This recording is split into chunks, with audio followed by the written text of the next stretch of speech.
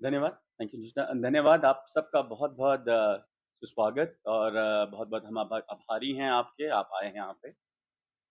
जैसे कि अभी मेरी कलीग ने आपको बताया, हम ice skating association of India a, Asian skating union के साथ मिल कर के भारत में दूसरी बार और दूसरी बार भारत में, दूसरी बार देहरादून में ice skating Asian open short track trophy 2026 का आयोजन कर रही है।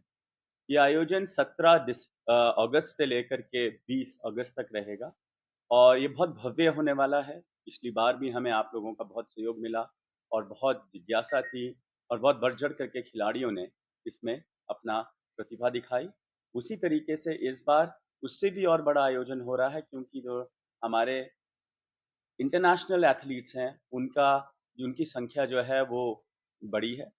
नंबर ऑफ कंट्रीज़ जो हैं, जो आए थे पिछली बार, वो भी बढ़े हैं और हम ये मानते हैं कि इस बार एक बहुत बड़ा आयोजन हमारा यहाँ पे देहरादून में, जो एक ओलंपिक साइज़ रिंक है, हिमाद्री के नाम से प्रसिद्ध है, वहाँ पे होगा और बहुत भव्य तरीके से होगा। मैं आपको कुछ बिंदु इसके बताता हूँ।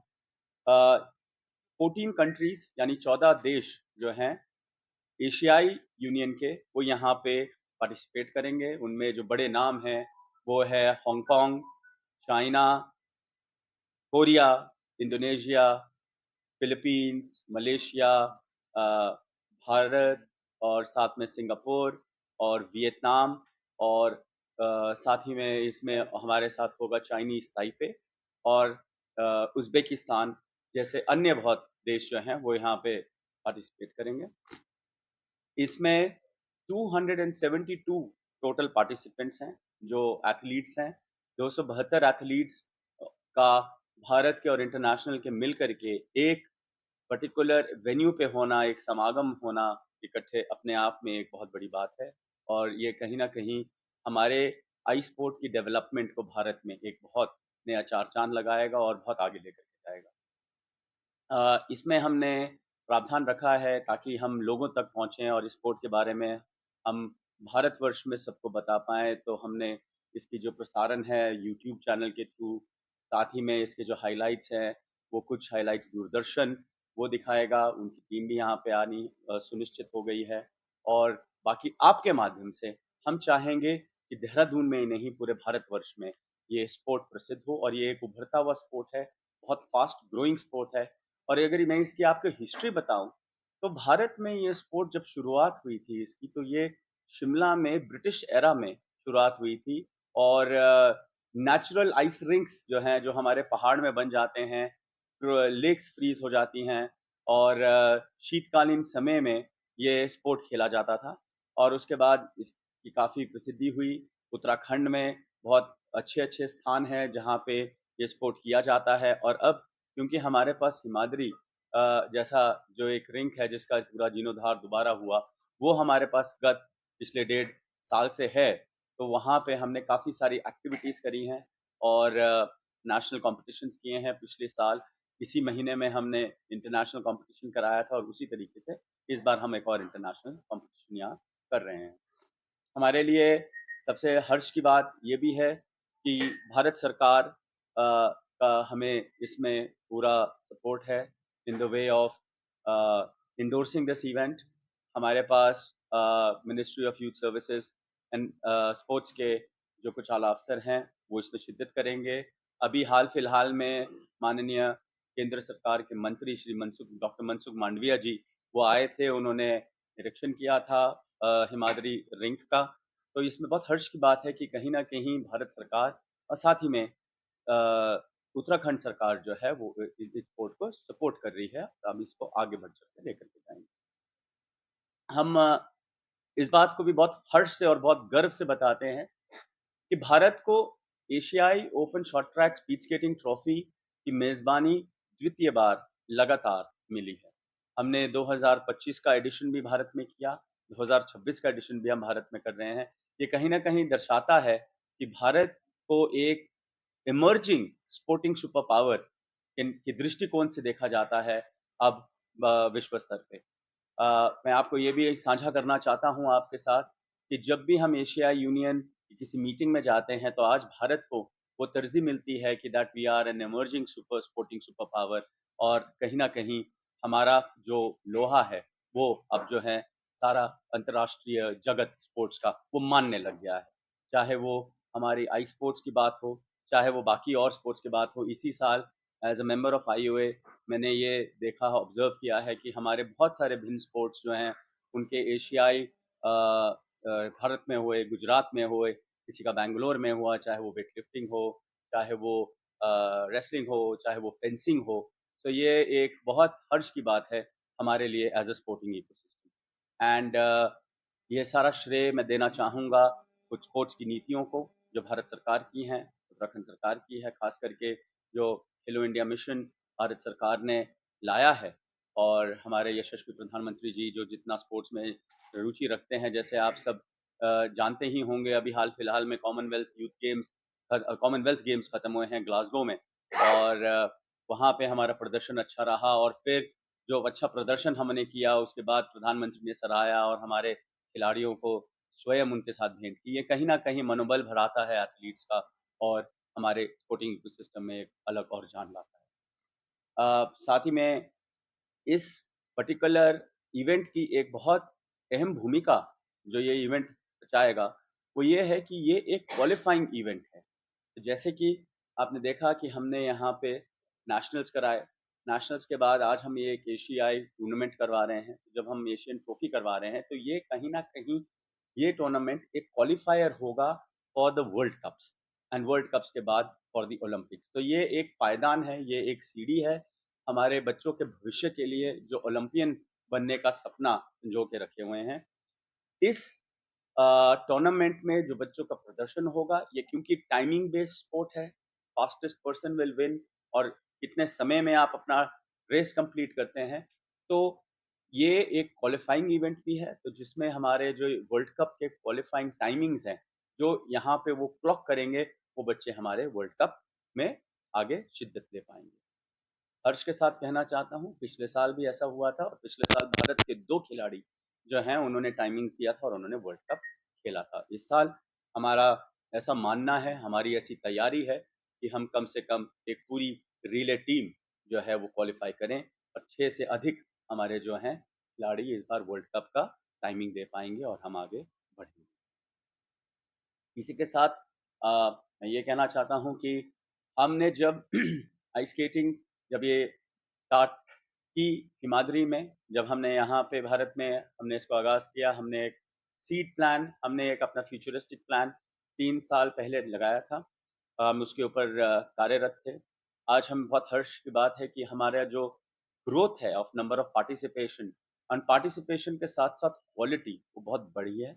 एंड इस बार जो गत हमारे नेशनल्स हुए, उसमें हमने देखा कि एटलीस्ट मोर देन 450 स्केटर्स जो हम स्पीड की बात करते हैं, उन्होंने उसमें शिद्दत ली, वो उसमें आए, और अब हम बहुत हर्ष के साथ एक बड़ा दस्ता उतार रहे हैं इस एशियाई ट्रॉफी में, जिसमें भारत के 127 खिलाड़ी आएँगे। ये एक बहुत हर्ष का विषय है, और हमारे लिए एक बहुत बड़ी अचीवमेंट है कि हम इस स्पोर्ट को उभार पाए। इसमें उत्तराखंड से लेकर के, हिमाचल से लेकर के, दक्षिण भारत के छोर तमिलनाडु तक के बच्चे हैं। वहाँ हमारे पास महाराष्ट्र जो सबसे हमारी एक काफ़ी अच्छी बच्चे हैं जो स्ट्रॉन्ग हैं। महाराष्ट्र से लेकर के हमारे पास छत्तीसगढ़, मध्य प्रदेश तक के बच्चे जो हैं वो इसमें पार्टिसिपेट कर रहे हैं। तो ये हम अपना एक मानते हैं कि हमारा कहीं न कहीं जो हमने जो एक लक्ष्य साधा था, वो हमें पूरा होता दिखाई दे रहा है कि समस्त भारत को एक सूत्र में स्पोर्ट्स को जो बाँधता है, वो हम आइस स्केटिंग में भी। और मैं आपसे इसी विनम्र निवेदन करूँगा, आपसे गुज़ारिश करूँगा कि जिस तरीके से हमें आपका सहयोग पिछले साल मिला, जिस तरीके से हमें आपका आशीर्वाद मिला, इस स्पोर्ट को डेवलप करने में, जनमानस तक ये बात पहुँचाने में, वैसा ही सहयोग की हम अपेक्षा आपसे इस साल, इस बारी भी करते हैं, और आपको न्योता लगाते हैं कि आप कृपया ड्यूरिंग द कॉम्पिटिशन 17 से 20 में कभी भी प्लीज़ आप आइए। मीडिया का एक हमारा वहाँ पे डेस्क होगा, और हमारे जो मीडिया के यहाँ पे इंचार्ज हैं निष्ठा जी, ये आपके साथ संपर्क में भी रहेंगी, और we will be more than happy कि हम आपको डेली फीड्स दें, हम आपको जानकारी दें, और आप कृपया करके जो है हिमाद्री आइसक्रीम का स्टेडियम पे ज़रूर आइए और इस में अपना योगदान दीजिए और शिद्दत करिए इसको। इसी के साथ मैं धन्यवाद देना चाहता हूँ आपको। निमानी को रिमांड देता हूँ and any questions I will be happy to take. हमारे लिए शॉर्ट ट्रैक और फिगर स्केटिंग ये 2 ब्रांचेस हैं जी। 3 ब्रांचेस वैसे हैं आइस स्केटिंग की, short track, long track and figure skating. हम उसे स्पीड स्केटिंग बोलते हैं। स्पीड स्केटिंग में 2 ब्रांच होती है, एक शॉर्ट ट्रैक और एक लॉन्ग ट्रैक। लॉन्ग ट्रैक हम नॉर्मली जो है वो करते हैं शीतकालीन समय में, जब लेक्स फ्रीज हो जाती हैं, और वो होती हैं नॉर्मली हिमाचल में, और वो होता है लेह और लद्दाख में, और जैसे मुनस्यारी है वहाँ पे भी ये इसकी पॉसिबिलिटी है। तो लॉन्ग ट्रैक का जो डेवलपमेंट प्लान है वो एक लॉन्ग टर्म प्लान है।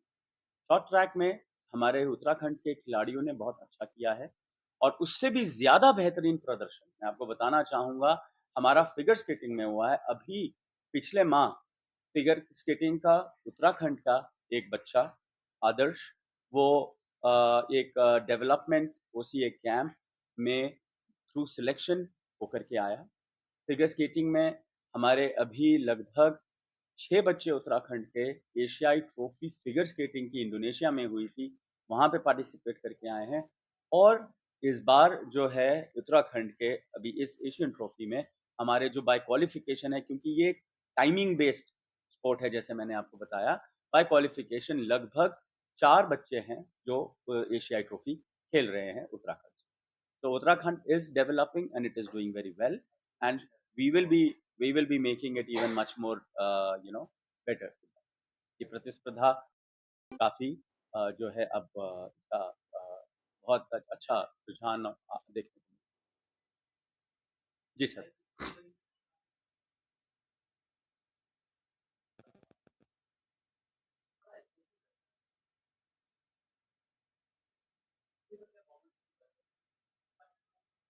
जी, फिर आपने एक बहुत अच्छी बात करी, और मैं इसमें ये कहना चाहूँगा कि जो रिंक का फीस है, या जो हम रिंक की बात करते हैं, रिंक के संचालन की जो बात है, जैसे कि मैंने आपको कहा शीतकालीन खेल।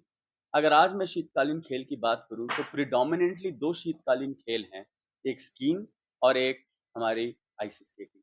अब स्कीइंग अगर हम उत्तराखंड में देखें तो विश्व स्तर का औली जो है वो एक पर्यटन स्थल भी है, और वहाँ पे स्कीइंग भी होती है। पर स्कीइंग एक ऐसा खेल है जो सिर्फ तब किया जाता है जब बर्फ पड़े, तो नेचुरली अवेलेबल है। आइस स्केटिंग आज से पहले भारत में ही नहीं, विदेशों में भी, अब 30-40 साल पहले अगर हम जाएं तो आइस स्केटिंग भी नेचुरल परिस्थितियों के साथ संबंधित था। तो जब हम नेचुरल परिस्थितियों की बात करें तो नेचुरल परिस्थिति ये थी कि कोई लेक है या कोई तालाब है, शीतकालीन समय में वो जम जाता था और उसके ऊपर स्केटिंग की जाती थी। आर्टिफिशियल रिंग्स बनाए गए, जैसे यहाँ पे बना। अब इन आर्टिफिशियल रिंग्स के संचालन की इनकी cost of maintenance, cost of building एक सर्टेन लेवल पे आती है। तो हम गवर्नमेंट से हमने लिया हुआ है, टेकअप किया हुआ है। बट इस वक़्त जो कॉस्ट वहाँ पे हो रही हैं, वो कॉस्ट एक बहुत मिनिमम कॉस्ट है for just the operative part of the ring. क्योंकि किसी भी चीज़ को अगर हम बनाएँ, उसका संचालन होना, उसकी देख-रेख होना और उसको मेंटेन करना बहुत इम्पोर्टेंट रहता है। तो जिसको कहते हैं सस्टेनेबिलिटी। सस्टेनेबिलिटी के हिसाब से अभी ये रिंग जो है ये चल रहा है। तो जो एक रिंग ऑपरेटर को जितनी लागत चाहिए, वो लिंक ऑपरेटर ले रहा है। तो इसमें ऐसा कुछ नहीं है कि कोई दर बहुत ज़्यादा है, या इसमें कहीं कोई ये रिंग मैनेजमेंट है वो कोई एडिशनल पैसे कमा रहा हो, ऐसा नहीं है। वो उतना ही है जितना उसको सस्टेन करने के लिए है। बट कुछ ऐसी नीतियाँ आ रही हैं गवर्नमेंट की, भारत सरकार की, जो डायरेक्ट बेनिफिशियरी फिशरीज़ हैं, जो जिसको डीबीएफटी कहते हैं, जैसे हमारे खिलाड़ी हैं, उससे हमारी बात गवर्नमेंट से चल रही है। और भारत सरकार ने अपनी नीतियों में इसको इन्वॉल्व किया है, जिसमें हमारी गवर्नमेंट ने जो हमारे अच्छे बच्चे हैं जिन्होंने बहुत आगे बढ़-चढ़ करके हिस्सा लिया है और भारत का नाम रोशन किया है, उनको डायरेक्ट बेनिफिशियरी ट्रांसफर के तहत उनको हम पैसे गवर्नमेंट मुहैया करवा रही है। ये अभी भी चल रही है और फ्यूचर में भी है, और अभी भी हम कुछ ऐसे बच्चों को सब्सिडाइज़ करते हैं, कुछ ऐसे बच्चों को हम सपोर्ट करते हैं। उत्तराखंड का ही एक बच्चा है जो बहुत अच्छा करता है, बट उसकी थोड़ी-सी अफोर्डेबिलिटी कम है, तो the association, Uttarakhand association, the national association, वो सामने आती है उसके सपोर्ट के लिए, और हमने उनको सपोर्ट किया है।